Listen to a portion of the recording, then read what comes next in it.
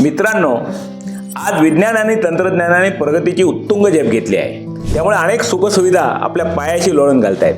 पण असं असूनही आंतरिक आनंदाला मात्र आपण दिवसेंदिवस पारखे होत चाललोय। तो जर मिळवायचा असेल तर ब्रह्मांडाशी हितगुज करण्याचे तंत्र आपल्याला आत्मसात करावे लागेल। त्यासाठी स्वतःमध्ये परिवर्तन घडवून आणणे अत्यंत गरजेचे आहे।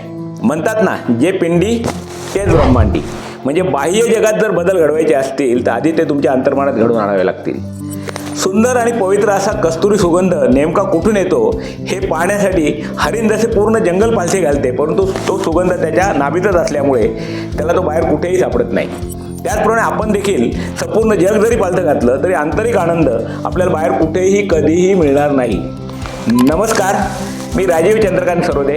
हे रहस्य जाणून घेण्यासाठी आणि तुमच्या आयुष्यात आरोग्य, समृद्धी, यश आणि आनंद सदैव फुलत राहावा यासाठी मी आपणास ब्रह्मांडाशी हितगुज कार्यशाळेसाठी आमंत्रित करतो।